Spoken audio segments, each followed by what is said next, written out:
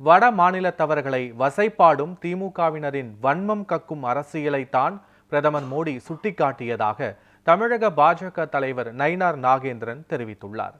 இது தொடர்பாக அவர் வெளியிட்டுள்ள அறிக்கையில், தேர்தல் பிரச்சாரத்தின் போது வயிற்று பிழைப்புக்காக வரும் வட மாநிலத்தவர்களை தமிழகத்திற்குள் திமுக என்றும் அனுமதிக்காது என்று சூளுரைத்ததை சுட்டிக்காட்டியுள்ளார். அப்போதெல்லாம் தேச ஒற்றுமை மறந்துவிட்டதா என்று முதலமைச்சருக்கு கேள்வி எழுப்பியுள்ள நயினார் நாகேந்திரன், பீகார் மக்களை தயாநிதி மாறன், பொன்முடி உள்ளிட்ட திமுகவினர் தரக்குறைவாக வசைபாடிய போது வேற்றுமையில் ஒற்றுமை தெரியவில்லையா என்றும் வினவியுள்ளார்.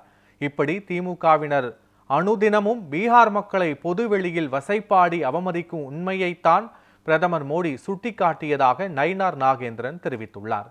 அதனை கண்டு குற்றமுள்ள நெஞ்சு குறுகுறுத்தும் தேச ஒற்றுமை குறித்து பதிவிட்டு புனிதர் போல நாடகம் போட முயல்கிறார்களா என்று முதலமைச்சரை காட்டமாக வினவியுள்ள நயினார் நாகேந்திரன், அறிவாலயத்தின் பம்பாத்து நாடகங்களை ஒட்டுமொத்த இந்தியர்களும் உணர்ந்துவிட்டனர் என்றும் சாடியுள்ளார்.